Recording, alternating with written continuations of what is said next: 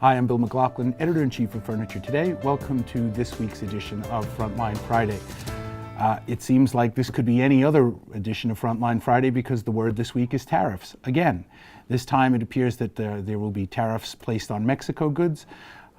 The Trump administration announced an escalating series of tariffs that could start at 5% and escalate to as high as 25% by October.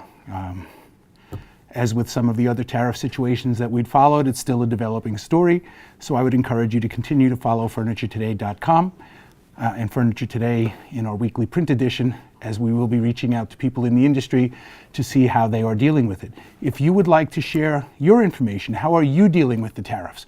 Right now, retailers really want to know where they can get goods and where they can get good pricing. So if you have a situation that you'd like to share with us, retailers want to know, please reach out and tell us.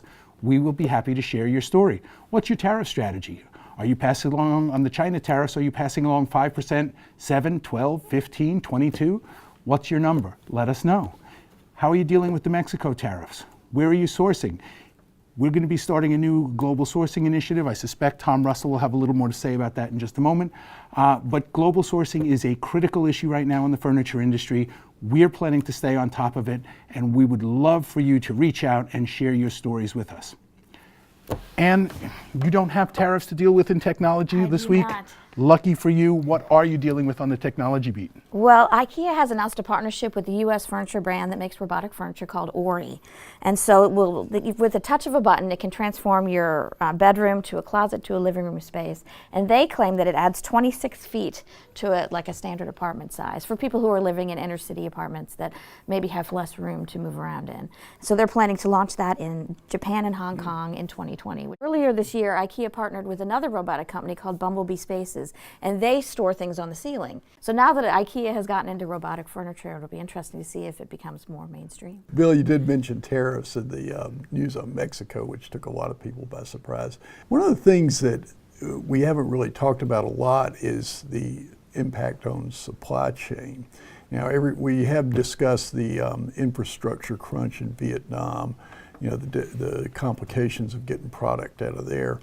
It's going to be really interesting next year when contract time comes up with the steamship lines. I would think there has to be some lane movement. And the lines, the ocean carriers have traditionally used times of need as an opportunity to make some money.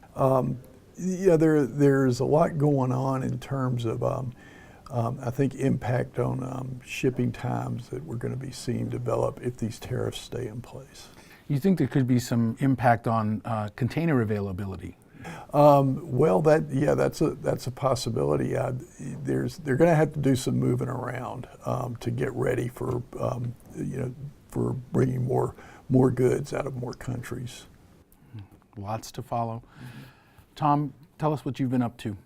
Well, Bill, you mentioned the Global Sourcing Initiative a little bit ago, and that's one of the things that I've been busy with. And what that means for our audience is basically helping identify areas of opportunity. We'd like to go to some of these places, whether it be India, Brazil, Vietnam, and invite some retailers with us to go on these trips to help make connections between them and the different factories. On this note, one of the areas of opportunity we've identified is Brazil. Brazil has reached its highest level of shipments to the U.S. since around 2008.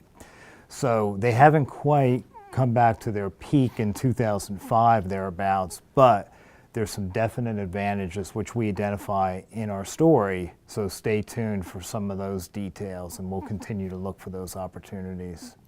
So as you heard, there's a lot going on in the world of sourcing. There's a lot of turmoil, which means a lot of opportunity. So we would like to hear from you. If you're interested, if you're a retailer and you are interested in visiting a potential source country to look at new sourcing opportunities, let us know. Let's not forget that there's also a very robust domestic manufacturing business here in the U.S. And we'll be looking at potential opportunities for domestic suppliers and what they're doing to address these tariff issues. So again, I encourage you, reach out to us. We'd love to hear your stories. Till next week, I'm Bill McLaughlin of Furniture Today, wishing you good business.